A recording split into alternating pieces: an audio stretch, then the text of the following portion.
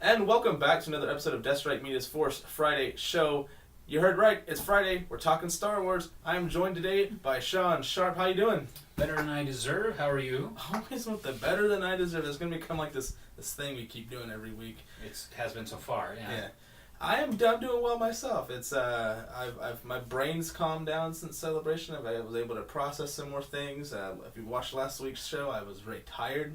Nothing really was coming out right. I was like, I'm here physically, but mentally I'm far away. So that death stick recovery. Exactly. Yeah, rehab. It's a funny story. They're actually selling death sticks in line when we were waiting for the 40th anniversary. Granted, it was like honey sticks, but there was want to buy some death sticks. It was great. You gotta love a marketer. He was love a marketer. He was quite the marketer. I've got to do one thing before we actually get started here, guys. I meant to do this last week. I got to give two shout outs here by the two guys we hung out with at Celebration in the 40th anniversary line. Gavin and Matthew. I know there's one other one. I just didn't get your name, and I so apologize. Quick thing on Gavin. Gavin was with us in line.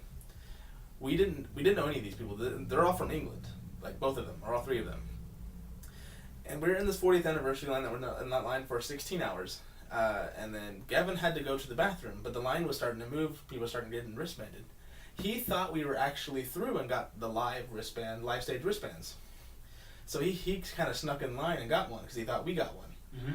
But he found out that we were actually still in line, and when we got the live stream room, he actually traded his band out and got one with us. Oh, that's really cool. Solidarity. Yeah, I was like... Solidarity, man. What a guy. He had no reason to do that. He didn't know us. He didn't know the other guy that he was with. We all kind of met in line. But he wanted to hang out with us. But, that's also where memories come from. I think, quite honestly. Would it have been cool for him to do? Yeah, but I think he thought it was cooler to create a memory with people. Yeah, and that's what he did. I got to give huge props to those guys. Thank you guys for keeping us awake and sane in line for those long hours of the night and through the DJ that played at 1 a.m. I also want to give another shout out to two YouTube channels, at least one, and then another podcast, Star Wars Theory. If you haven't checked out that stuff, go check it out. They've got some really cool stuff. They cover a lot of fan theories, fan fictions, any of your Star Wars questions that you need a quick answer on. He does about 5 to 8 minute videos every day. Go check them out. And the Force Center podcast, if you haven't listened to that, go check that out. It's done by Ken Knapsack of Collider. They go and break down characters. They compare characters. It's good stuff. All canon stuff from that channel. All right, let's get into it. If you're the first time viewer, what we do here on the Force Friday show, we have some Star Wars topics. We run them down and talk about them. And first up, we have Oscar Isaac has recently given an interview where he revealed some of the plot for Episode 8. That there's going to be some testing of some villains and some heroes, and that's really where the story is going to focus on. It's going to be about character flaws in these particular people from the old trilogy, from Episodes 4, 5, and 6, and from Episode 7. How dark do you think this is going to get? Now, they're up against, of course, the classic Empire Strikes Back. Yeah, I'm hoping they have less shades of that in this one than The Force Awakens did with A New Hope. But it's also the contradiction, since this is a very storyline-driven property, or storyline trilogies. The bridge episode is always darker by tradition. And they could throw us completely off. Yeah, and it's not always with Star Wars. It's all trilogies. Usually the bridge one is always the darkest because the hero's got to go on a quest. Right. And that quest has got to go bad and test that hero before he discovers the right path. And I think it's also the fact that honestly, when you're first introduced to the characters, you get a cardboard cutout. Yeah. And you really hope, as a viewer and someone into story, to see them struggle, because it's like nobody likes writing for Superman. Yeah. No one likes writing for Superman. Why? What do you do to him? That's right. Yeah. So you want to see struggle because, after all, that's how it's relatable to you. I'm hoping. Now, remember, Empire came out at the height of the Cold War. Mm-hmm. So it had all those overtones. Yeah. I'm hoping this really addresses the fact that this time period in the galactic, Empire, Republic, First Order, it's a lot more chaotic than I remember the old movies being. Yeah, the Empire was, although they were very bad, did a lot of bad things, there was order and there was structure. if you have read the Aftermath books, the First Order was born out of the remnants of the Empire. So nobody knows what's going on, except for there seems to be a chain of command. You have Snoke, you have Hux, and you have Kylo Ren. And Phasma, you have Captain Phasma. We don't really know anything about those characters yet. Maybe that comes out in Episode 8. I think that it's going to be a little tantalizing, just like Vader was really fleshed out. Yeah. Looking at the original canon movies, he was fleshed out more in Empire. That's true, and he gave he started to feel better for him in Return of the Jedi, but you also got to see how cruel of an individual he was, and let me refer That's true. back to Empire. Yeah, he let his son get force lightning for a good hot minute before he goes, I should do something. Oh yeah, I should spare the rod. I've been on the other side of that, I think, and I don't like that. Spare the rod, spoil the child. That's right. But yeah, I getting back to the dark, I kind of hope it's a little darker than what Empire was, and I hope it's action filled more so than Rogue One. See, I hope. Oh, good grief! I hope. I'm not really an optimist, but if they could pull that off, I would be so happy. I love the action of Rogue One. Yeah. I liked Force Awakens. Yep. Even though there were a lot of mirror aspects. Well, they had to bring the audience back into Star Wars because we really hadn't had absolutely. a good Star Wars movie in God knows how long. No, I'm not counting the prequels. Not bashing anything. It was more the aspect that I think this is a much more chaotic time. Yeah. And so for a darker aspect, to me, like I said, makes more sense. Yep. Plus, you have characters like Finn. I always call him Flynn. Yeah. Who basically, he got to restructure his life, and he may be crippled, and so he has two things coming up. Yeah, he has got to figure out if he's well, the article that kind of prompted this is he's got to figure out whether he is going to continue to run from the First Order as a deserter, or to fight with the Resistance. He's got that internal struggle what he wants to do, because Rey's off doing whatever Rey's gonna do.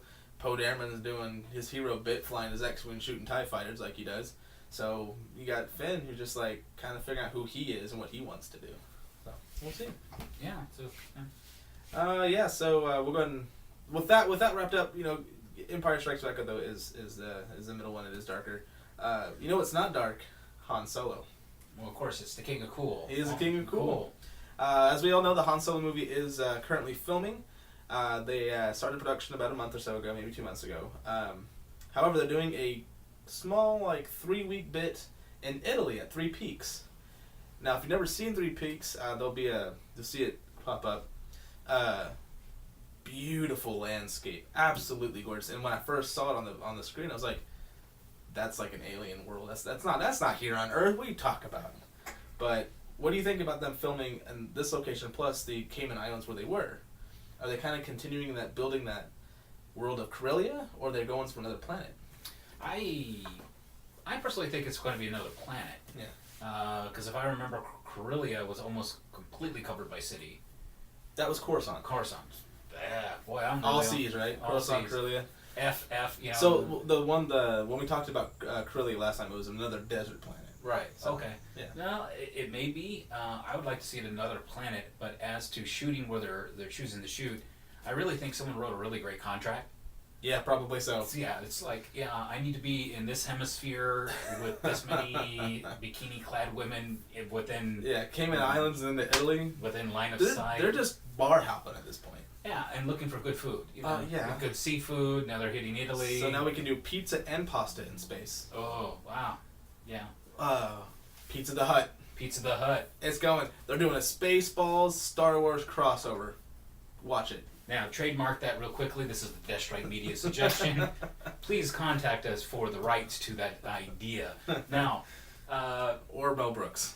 Or what do you think? Do you think it's the same planet, or do you think they are planet hopping? I think it's the same planet. I think they're trying, because the color scheme of this particular scene kind of matches the color scheme of the Cayman Islands where they were filming. I also believe that they kind of want to, what they do with in Force Awakens, and what they're going to do with Michael Skellick Island, where Luke is. He's on that island. They're kind of hopping over that area too to build up that world. So I think they're just pulling elements from all around the world to build a planet, which makes sense. That way they're not computer generating it. They're actually using real locations to kind of blend a world together. I like it. I feel that's superior. Yeah.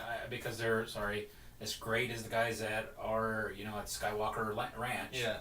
Nature's still better, man. Nature's still fantastic, and they have picked some fantastically beautiful places in the past. Yeah.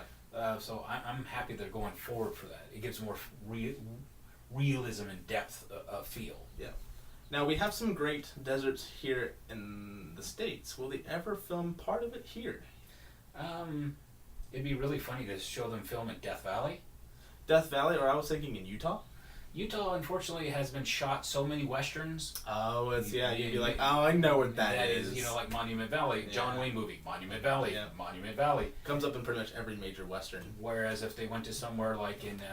you can do the Salt Flats. Bonneville. Yeah, Bonneville Salt Flats. I like Death Valley just because when you're in the middle of it, it's like... It looks like you're in an ocean.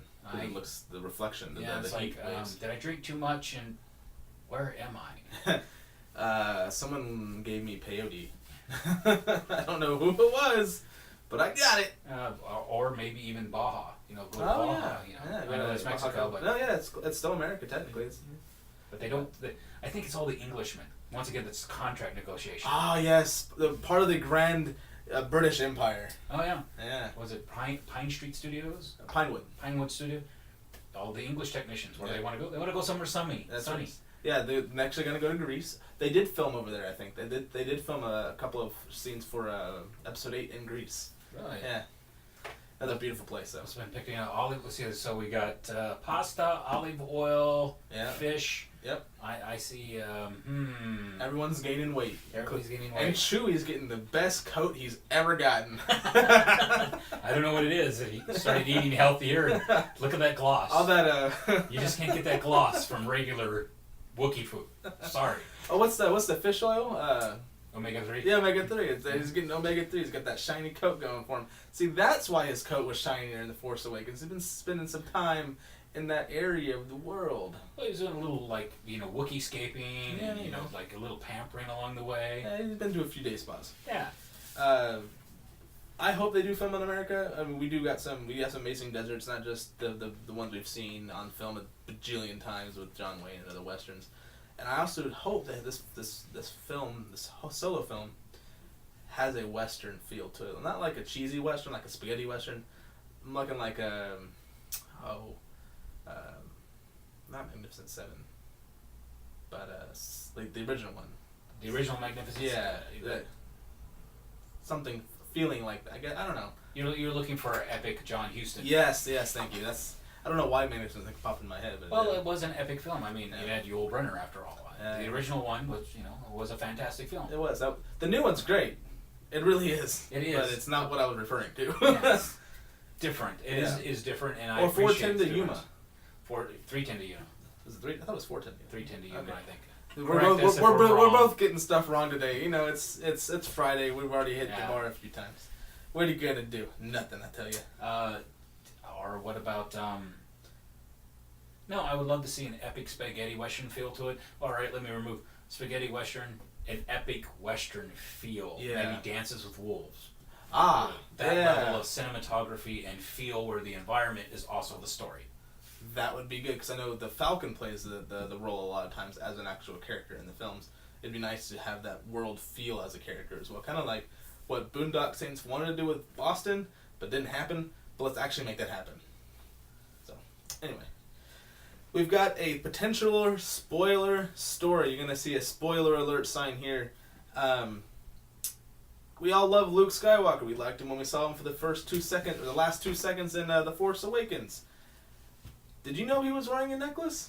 I didn't notice. Yeah, neither did I. But apparently our man Luke Skywalker is wearing a necklace very similar to that of Jyn Erso, but not as obvious. It's might be a kyber crystal. It might not be a kyber crystal. We don't know. Our friends over at snickingstarwars.net gave us a story. Said Luke Skywalker is wearing a necklace. It's been seen on set. He's been seen wearing it, but it looks like a dog whistle sort of thing with a red gem or jewel on the end of it. Some are speculating maybe it's Sith kyber crystal. Maybe it's something else. I hope it's like a kyber crystal from maybe Vader, maybe Palpatine. who knows? Your thoughts? It's the interesting aspect of the kyber crystals, such as some people speculated that the character from Rogue One was a Force sensitive because she had the kyber crystal, right?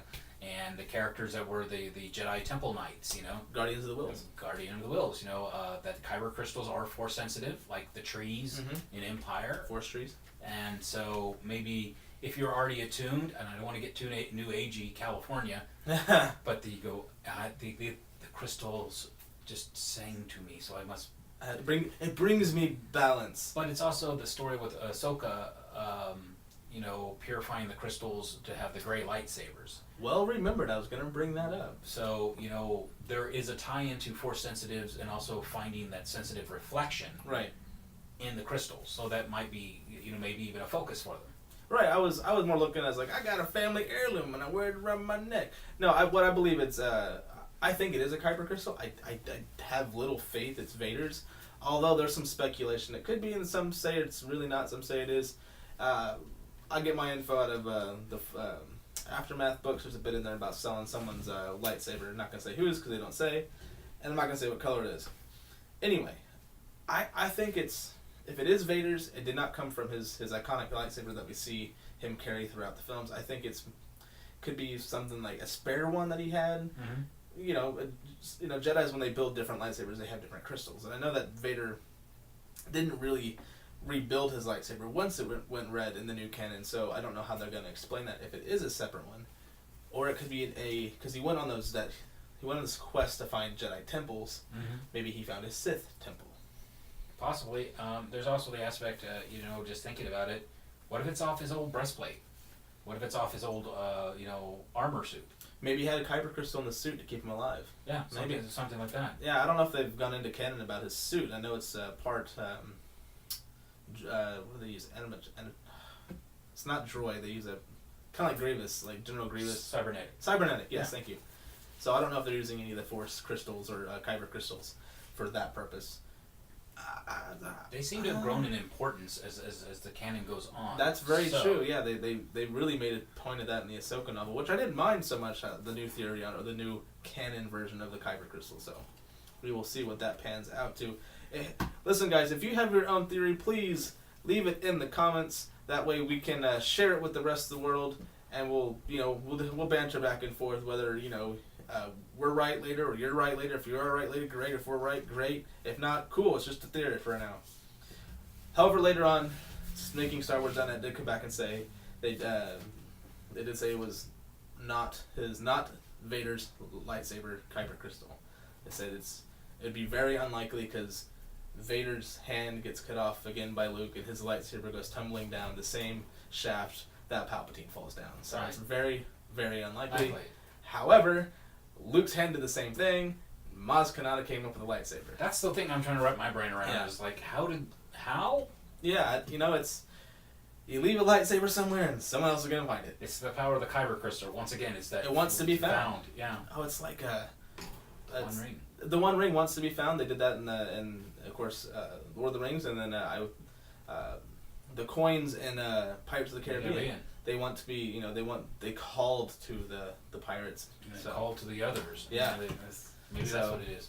It's a theme that plays well into the lore of Star Wars. It played well into the lore of Lord of the Rings. I hope they do it well, and I hope if they don't discuss it, that's totally fine too. It's just a silly element that we're all speculating on because we're Star Wars fans, so we speculate on everything. Sorry, something just popped into my head back on that same thing. What if it's like, if you can have a Force sensitive user, because I'm trying to avoid terminologies, and kyber crystals and everything. What if it's something kind of like, I'm going to say it, what if it's like a dark crystal that basically helped obscure his presence? I didn't think about that. That's why Yoda went to Dagobah. Right, it's like a cloaking device. I didn't think about that because Yoda stayed hidden forever. Right, just like Ben Kenobi stayed, in Tatooine, on Tatooine, and didn't use these powers to help cloak his presence. What if this is something, since he was going to all these Jedi temples, to kind of like obscure his path? Ah, that's a good point. I didn't think about that. I mean, that makes total sense. Yeah, that'd be brilliant. Maybe he senses there's a lot of dark side in the world or in the universe, and he's like, I'm gonna be found out if I'm too good. let me put this red kyber crystal around my neck. Maybe I can hide myself better. Right, or at least from any of the Force users that can find me. Right, such as, remember Skywalker having a vision on Dagobah, you know, his friends, or Vader having visions and talking about the Emperor has seen that you can overthrow him. Yeah. So or even Luke going into the cave on Dagobah and fighting himself, and his other self was Vader. So with Kylo Ren, of course, I don't think that actually plays into it. I don't know what level of course, he's don't really know that much about him. Right. But maybe that obscures people like Snoke or Kylo Ren who really want to find him. Yeah. And that's why they can't find him. Because he's always been a Force presence. Right. So his presence was always known. Maybe just masked it when, say, another, like I guess when Kylo Ren, maybe. See, this is I love speculating because it's the best thing about Star Wars because there's so much lore and there's so much like fan service that we do and that speculate on. Maybe there was a point where, like in what I'm guessing is Kylo Ren is. We all know that he was a student of Luke's. Maybe Kylo Ren thought he killed Luke, but Luke vanished and hid because he had that crystal on and no one could find him. Maybe that's another theory. Maybe Kylo Ren thought he had already killed him. Yeah. I mean, after all, he seems to have moved forward. Yeah. I mean, Luke is not exactly someone who I want to be. That if he was my enemy, I would definitely be thinking about the matter quite a lot. Yeah, yeah. The last known Jedi, who's been researching Jedi lore, who basically kind of taught himself how to be a master from one of the greatest Jedi masters, Yoda and Obi-Wan. So he's got this plethora of knowledge before he went looking for other temples and before he started teaching. So the dude's got some skill. I mean, he Force choked guards before he was like a complete Jedi Knight. He was like walked into the Jabba's and was like, nope, I don't play this game. I don't play the old regular Jedi game. I'm gonna Force choke anybody I want to. No one's gonna stop me. Yeah, notice the black. Yeah, that's right. This is my black phase. Don't mind me. I've been listening to the dead Kennedys a lot. Oh yeah, but I'm not gonna go there. Yeah. We're not gonna reference. What was that? Oh, Spider-Man 2. The emo Spider-Man. Yeah, didn't happen. It's a horrible movie. Didn't happen. Yeah, that's why they're rebooting the franchise again. It's also called, well, there's a term I'll use later on. Yeah. So again, guys, what do you guys think about Luke Skywalker's necklace? If you got your own theories, put them down in the comments. Until then, we're gonna go on to our next topic. So there's a lot of things happening right now in the world of Star Wars. Especially right after Celebration, they held a lot of news. Like the week before, we had hardly any topics to talk about. Celebration came out, we got a lot of information, and then right after Celebration, we got a lot more information because we have another big thing coming up, D23, which is Disney's own version of Comic-Con. It's just Disney properties. However, with that being said, what did come out just recently is that they're actually getting ready, according to Kathleen Kennedy, they're actually getting ready to sit down and do a table read of Episode 9.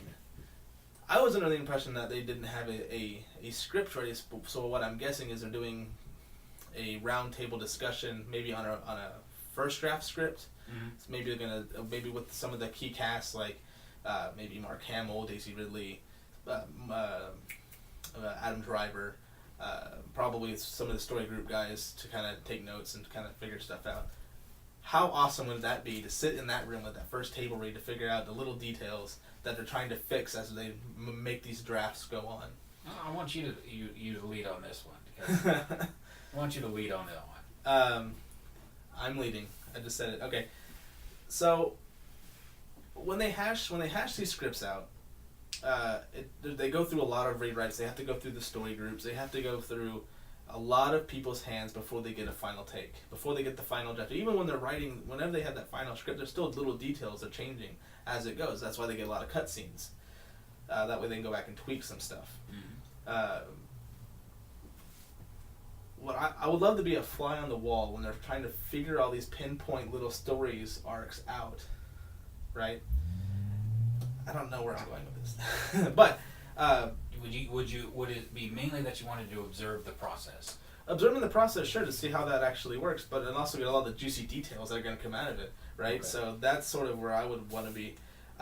Also, with this story, roundtable script reading, also came out that on Kathleen Kennedy's radar is, said it like 3 weeks in a row now, the Obi-Wan Kenobi movie. Absolutely. Looking forward to that.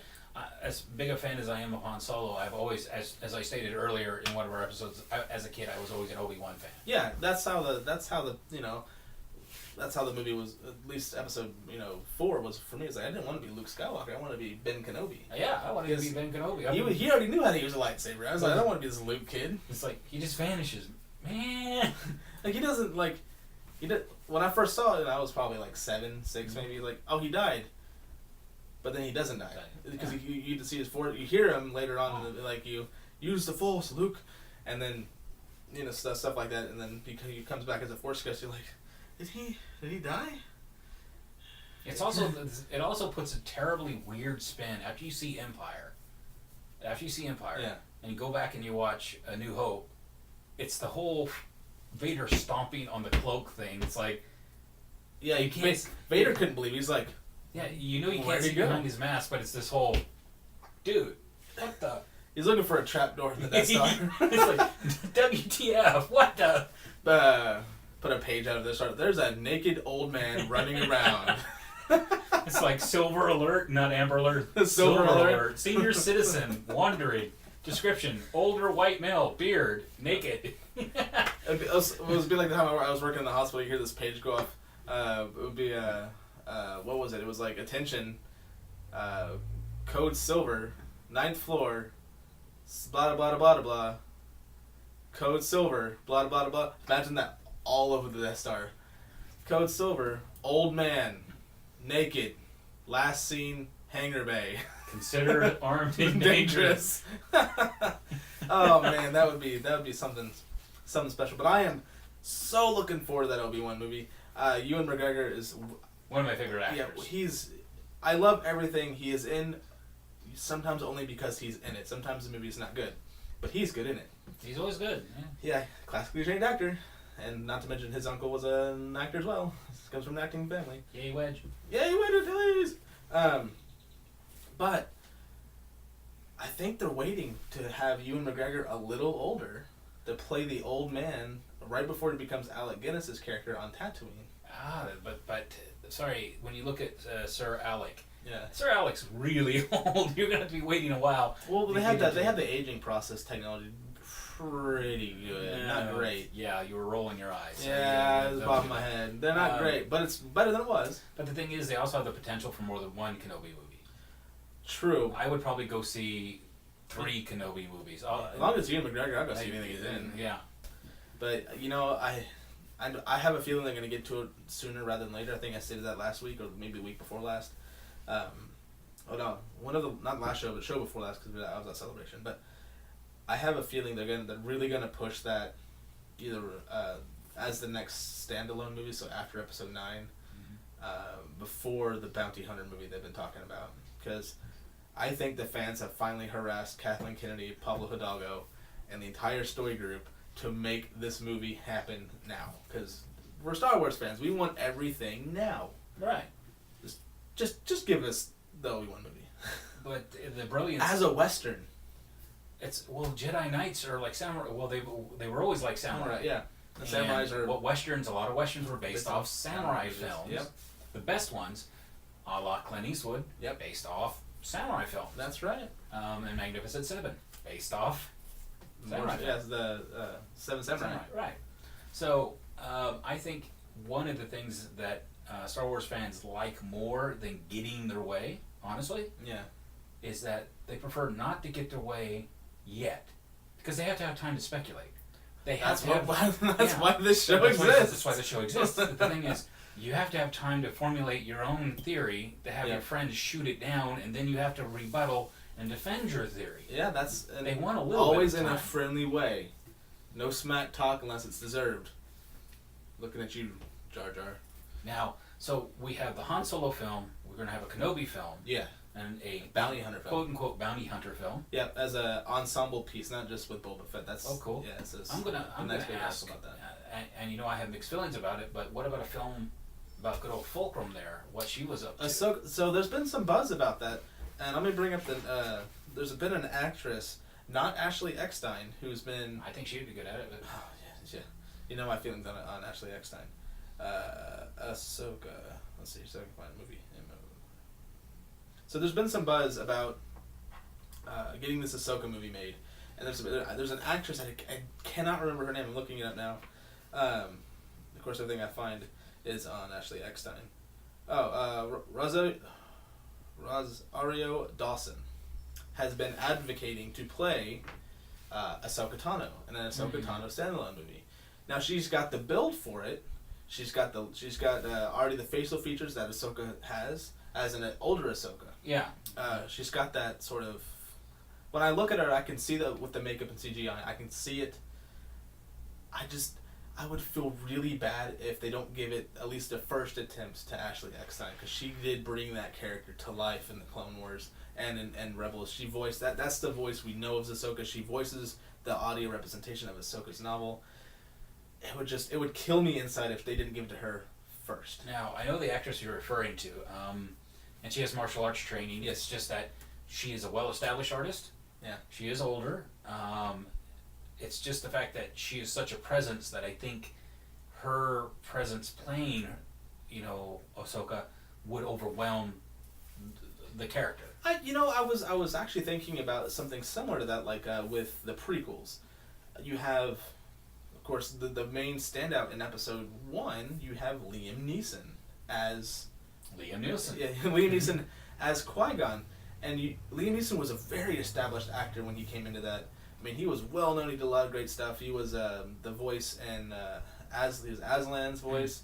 I think that actually came out after. But but when you go back and watch it, even after he's done, like, say, Taken and stuff, although you can be like, that's the guy from Taken, I can hear his voice, he becomes Qui-Gon, and that was not a bad pick. So I don't feel if we get a big name actor or actress to play a Star Wars role, that it's going to hurt the franchise or hurt the character. As long as they can bring a performance that matches the tone of the character, I'm fine with it. That's my only fear, because she's an excellent actress. I've seen her in more than one film. Right. She does a great job. She always does 100%.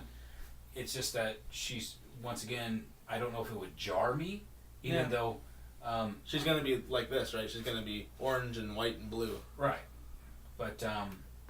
and that will change it a lot. Plus, they could do the whole digital mapping to change the face a little bit. That's what they did with, of course, Maz Kanata. Right. Had no idea it was.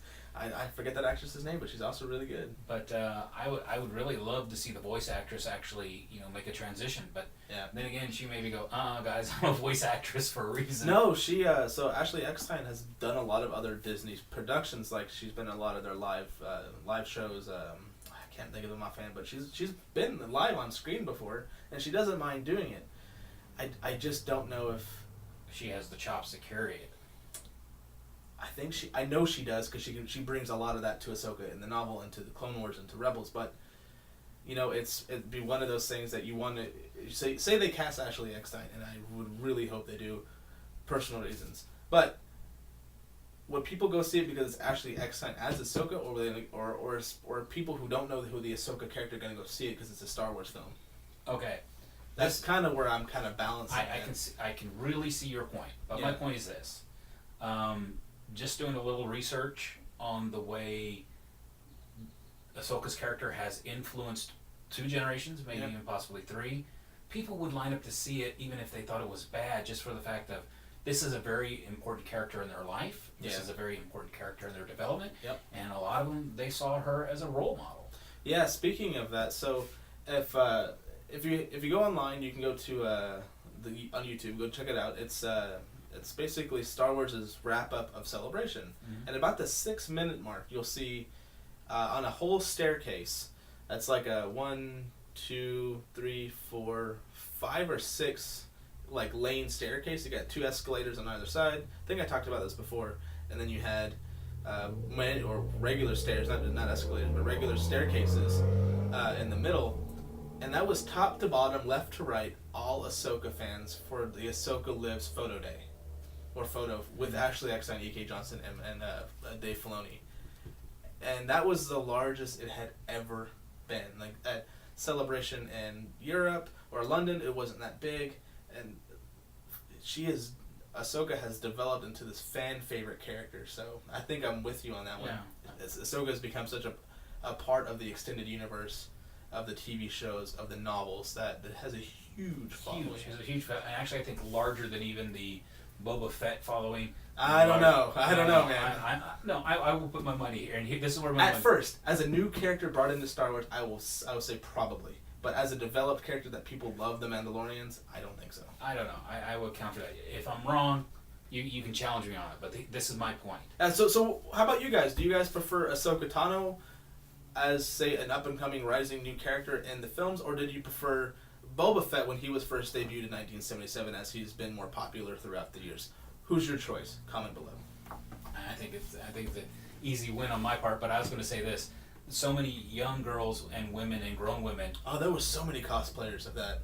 ...really identify with her, and there's a number one rule of business. Where the women go, the men go. That sounds so true. I didn't think about that.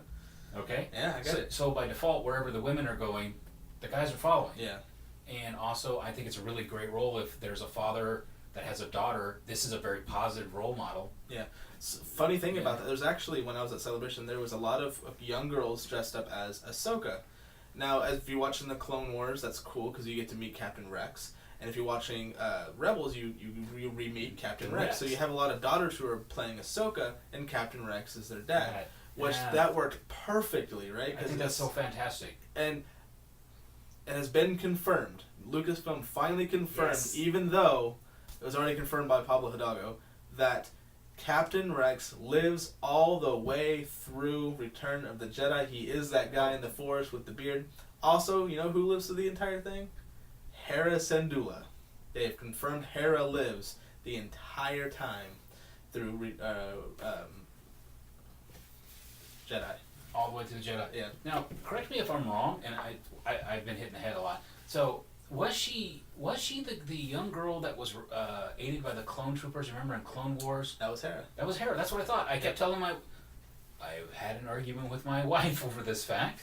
Yeah. So Hera's been a huge part of the expanded universe, not only TV shows and the new TV show. Obviously, she's a major character in the new TV show, but she comes up a lot in some of the books as well. So see, I'm thinking, despite my issues with Fulcrum's future, because I have my own opinion of that actually kind of like cheers me up. The fact that Rex and Hera survive. Yeah, because they're witnesses from day one. Yeah, Rex is the longest living clone ever. They had accelerated lifespans, so you got to think about he'd be like, he's aging in dog years. So he's like 500 years old by the time Jedi. That's true. That is a very good point. Yeah. So I'm thinking, if Rex lives, what are the chances of Ahsoka living? I think because Star Wars is a mass galaxy. It's a mass universe. I think she I have always mixed feelings because I have my own concepts of ethos and pathos. Yeah, and I do like your theory of her dying and by the hands of Darth Vader in the season 2 finale, because it would have been a very poetic and epic way out. But I do feel... That's what you get, Dave Filoni, for not clarifying that to begin with. You had to make T-shirts. I'm looking at you, Dave Filoni. But I also feel she comes back in some form just because it fits the narrative of the movie The Last Jedi. Yeah. And the feel that is from all the periphery reading around it. Yeah, there's been a lot of associations, like maybe some of the birds that were in the Corvair, represented Fulcrum and represented Ahsoka, and now we have these birds that are in The Last Jedi. And maybe that's Ahsoka kind of spirit, or the spirit of the Force kind of guiding through. I don't know. That's a stretch. The Bindu and all that coming in. Yeah, so that's what I love about Rebels. They've expanded on the idea of the Force and what it means, and different aspects of the Force that we 1977 to 1980, whenever Jedi came out, 1980, I forget. I don't know, it's on the poster somewhere. That there was only the light side and the dark side. Now we have the light side, the dark side, and the middle. Big middle. We have a big middle. Not only did we get that in the Clone Wars, because we have the brother and the brother and the sister and the father, but we've got the Bendu, and now we have Ahsoka.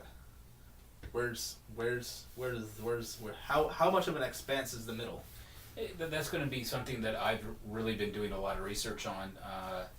Is the aspect of, I think the middle has gotten bigger I think so. than originally planned, whereas... Which gives Lucasfilm a lot of room to expand on. And of course, there's this thing called milking the cow. Sorry. Blue milk, in fact. Blue milk the cow. And there's a missing arm, poster on the back. There's a little missing arm. Have you seen that arm? Last seen in a bar. A cantina on Tatooine. Yeah. So, the fact that I feel as the writers are going on that they want to make the gray aspect, just for lack of a better term, very broad. Yeah, and that phrase has been kicked around a lot, so... I'm all for it. I think Grey Jedi is a great term. Yeah, what's black and white is gray. It is, but I do have one issue. It's it comes back to my original philosophy of when people think about predestination or fate. Yeah, it's the windshield and the bug. Some days you're the windshield, some days you're the bug. Yeah. And if you have these very powerful creatures out there, the only way they can basically not inadvertently always be the windshield is to step away. Yeah, that's. Did you see the season 3 finale yet of Rebels? No. Okay, I'm not gonna spoil it. But there's a exactly what you say, is kind of how that season ends, and you got to watch it. It's very good. There's a because when we first you've seen up to see how far along you in Rebels. Well, so you know the Bendu. Yes. Okay. I watch clips. So you do what I do. Go. I haven't seen it yet, but I'm watching this a little bit. Yes. So the Bendu has stated, I'm not dark side, otherwise I'm somewhere in the middle. And that's so true in the season 3 finale.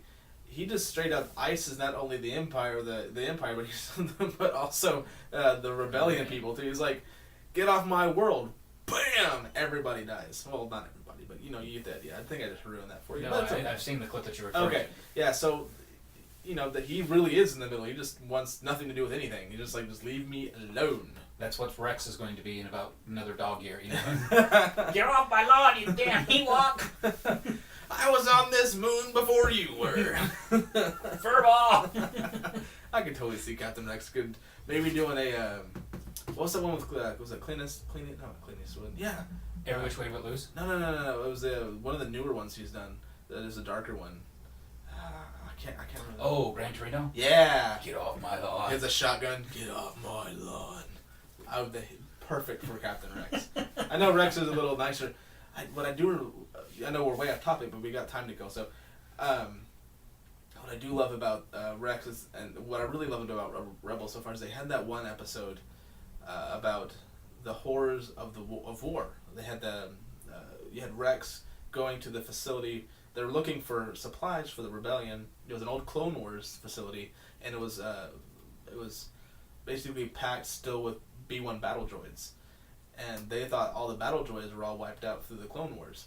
And he was having flashbacks of how bad the Clone Wars were. I was like,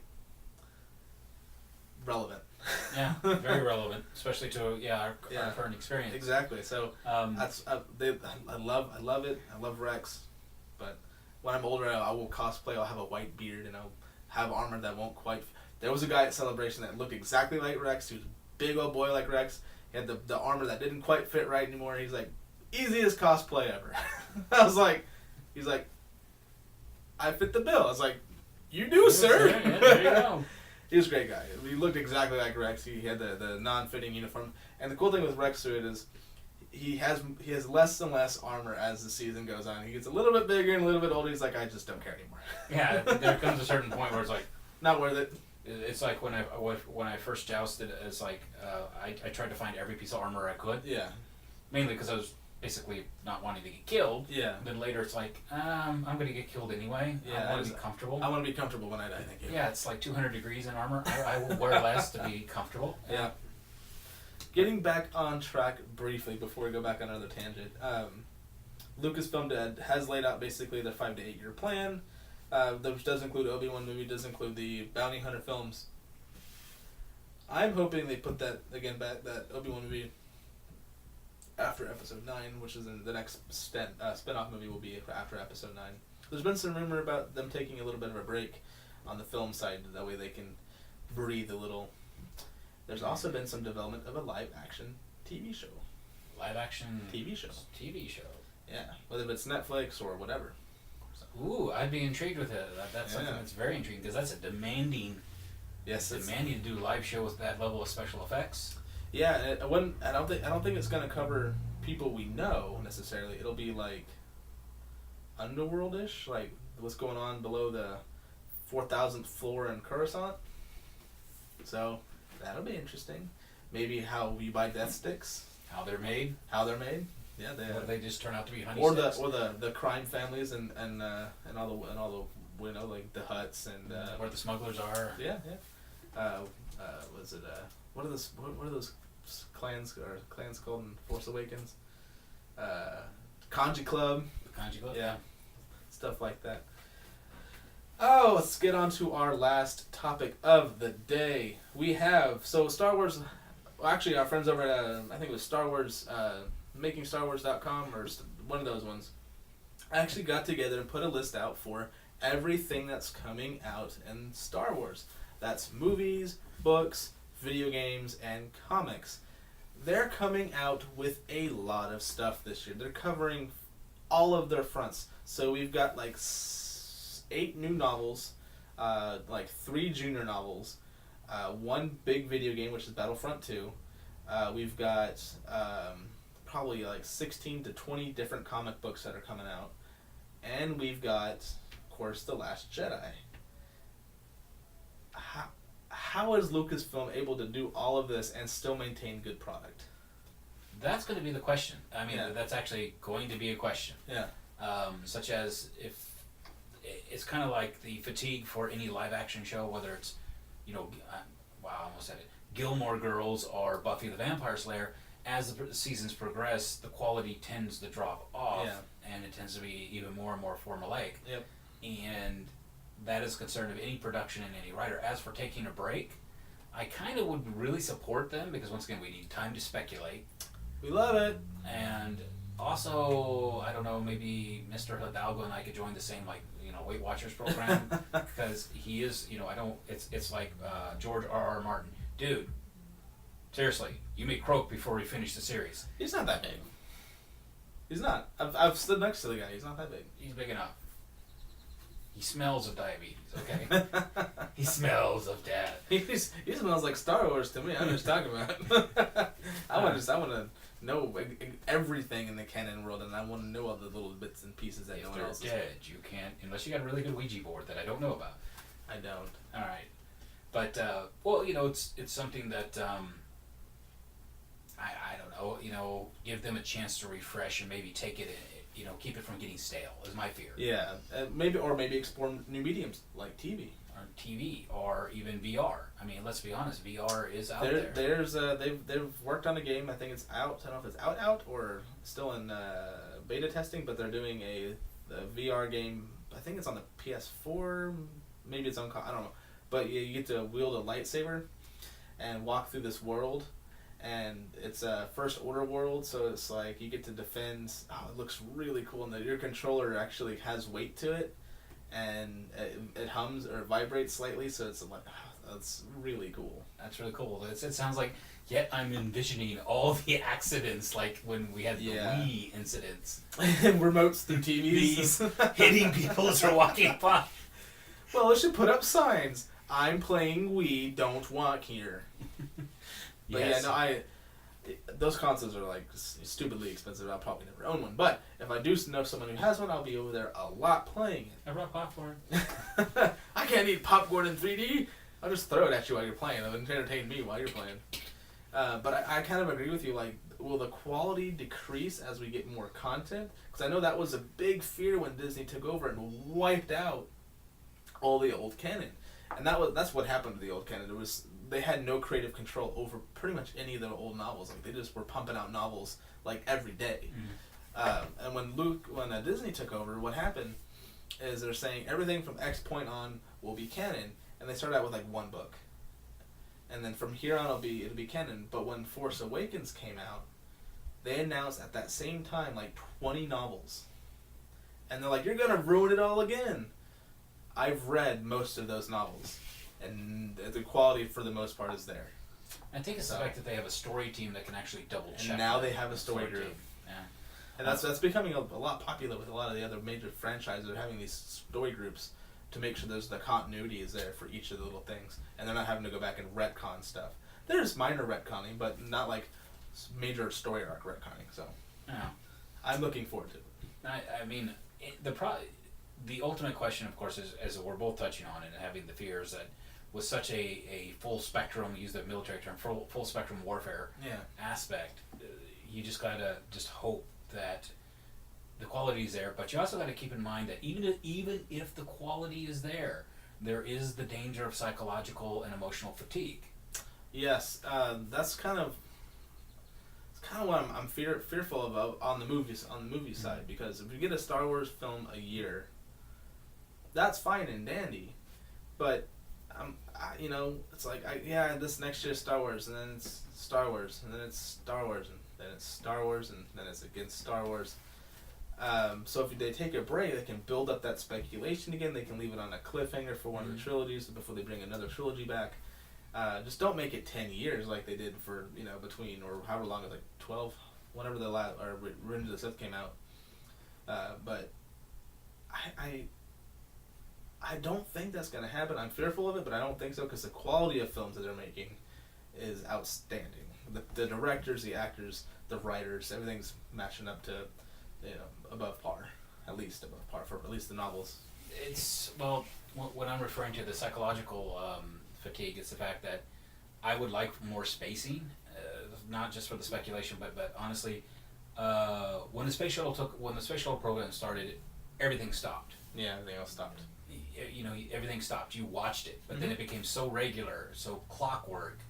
It didn't even make the news anymore. Yeah, it got mentioned on the evening news for like 5 seconds, where before it was like, they had like half-hour specials, like before lunch or whatever. Right. Schools stopped, or they served lunches early so kids could be glued to watch it, and that's what I'm afraid of. It when something becomes too regular, too predictable, without enough time to let the distance makes the heart grow fond.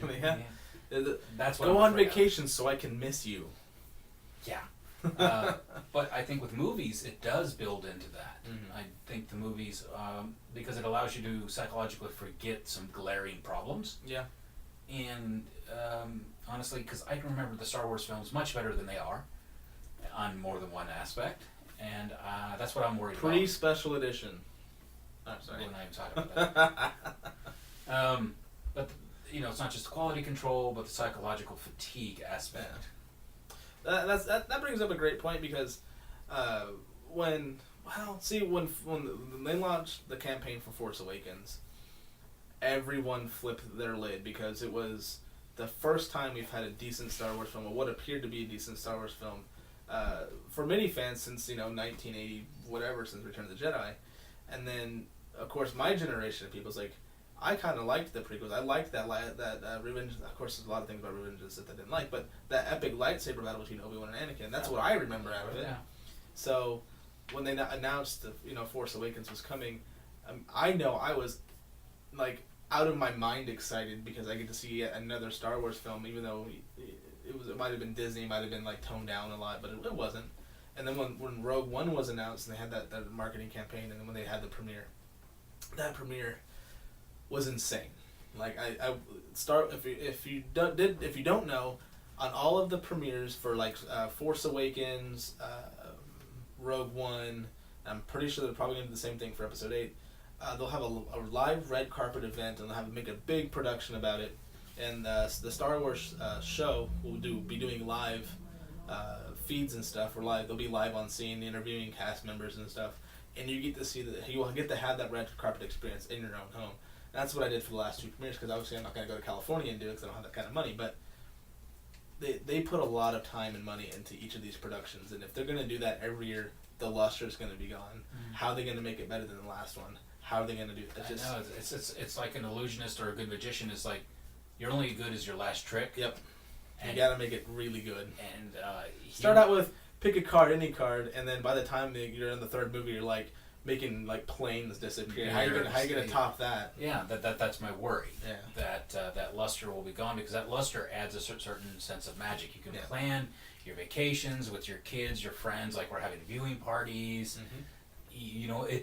A special occasion doesn't happen every day, because it's a special occasion. Yeah. And that's what I'd be worried about with a quick turnout of multiple medias. Yeah. There's a quick thing. So on the Force Awakens premiere, they had the first TIE fighter, very similar to the one they had here in Austin for South by Southwest. And then for Rogue One, they had an X-wing fighter from the original trilogy built outside of the red carpet premiere. So how are they gonna make this next one relevant? Yeah, sort of like, hey, what trick are you gonna pull out now? Is it one we've seen? Is it a brand new one? Are they gonna build like they're never gonna build a 1-to-1 scale Death Star, but maybe a 1-to-1 scale AT-AT. That'd be cool. That'd be worth seeing. That'd be terrifying. They're building them at the Star Wars parks. A 1-to-1. They're building 2 on each park. 1-to-1 scale AT-ATs. Holy cow! Yeah. Imagine that. They're gonna be towering over everything. Maybe a 1-to-1 Scoutwalker. They had one at a celebration at a 1-to-1 AT-ST. I don't know if it was 1 to maybe 2/3 scale, but it was still huge. I was like, they had the full size TIE fighter there. It was a First Order TIE fighter, but it was not a Special Forces TIE fighter. But it was still huge. So it's like I can only imagine what those walkers would be. Yeah, it's like when you see a military helicopter or military jet up close. You're like, and these things are a lot bigger. Or sometimes that's a lot smaller than I thought it was going to be. But yeah, that is true. So like a lot of the fighter jets are a lot smaller than you think, but a lot of the Hercules are massive and those are huge craft. But I think that's the last topic I've got. You got anything? Well, just the final tie-in. If all the projects, now this is like a shotgun blast question. Okay. Of all the projects, what would be the one dream project you would like to see? Talking about any medium, like TV show. Because there's so much to choose from. I mean, this is like a baker's feast. You have a poverty of riches, as they would say. I don't know much about it because I know very little of this time frame, but I gotta go with Old Republic. Because the time frame of the Old Republic was about 4,000 or 5,000 years before we even get into the prequels. So I want to know that. I want to know the old wars, the old Sith wars, the old Mandalorian wars, how the Jedi and the Sith became this force that knocked against each other at every nook and turn or whatever. And the Mandalorians, I don't really like them as a character because they're just mercenaries, and mercenaries are just fighters for dollars. But I want to know that. I want to see the development of this world before what we think of it, and I want it done in a cinematic way, not as a game or a comic or a book. I want it on film. You want it on film? Okay, cool.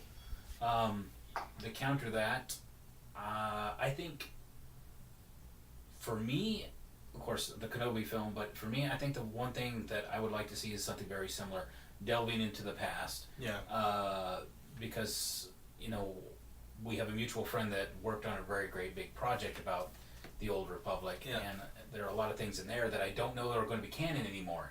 That whole game is not canon. Right. None of it is. So, but I really liked their storyline that they built into it. Oh yeah. So the Star Wars: The Old Republic, the big MMO, it was amazing. It was basically World of Warcraft with Star Wars. Mm-hmm. And massive, and lots of cool story arcs you can do. You can build your characters. You can play these arcs or not. So yeah, I passed. We need to go back before the prequels to give relevance to the prequels. Yeah, since that it really didn't turn out to be that big of a struggle to do the Clone Wars. Yeah, no, the Clone Wars. If I would have liked to see the actual clones be actual people instead of CGI, but that's my only beef. Well, that's not my only beef for the prequels, but that is, if they can do that, if they can build massive scale wars with that, they can do the same thing back in. A whole army of Jedi. Yeah, they did that with they did a lot of CGI Jedi in the Battle of Geonosis, but old school Jedi with the old school armor. Yes, that's what I'm referring to, like really way back. Yeah, when head was a pup, kind of this stuff. Back when Yoda was one. Baby Yoda, yeah. Although he was only like 900, so that's way pre-Yoda. Yeah, pre-Yoda's people. Yeah, well, maybe not, but because Yoda was like 900 and something when he died, so 4 generations of his people back. That's not that bad on his scale. You have to think of also the Wookiees. Chewie ain't young. No. So, I could wonder about the retirement age for Wookiees and a couple hundred maybe. Yeah. Yeah. Or for Yoda's people, was they're like, what's retirement? We retire when we die. So, Well, if that's the last thing you've got. That is. All right. That's going to be our show for this week's episode of the Force Friday Show, brought to us by Deathstryke Media. Make sure you subscribe, like, comment. Make sure you do go check out those channels we mentioned earlier in at the beginning of the show, Star Wars Theory and the Force Center podcast. They're great shows run by great people. And again, give a shout out to Gavin and Matthew, who are our friends from across the pond, who are hanging out with us in line at Star Wars Celebration. You guys were great. Again, like, comment, subscribe, leave your thoughts on how the show is, what you like, what you didn't like. Leave us questions we can actually answer on air, and we'll see you guys next time. Take care.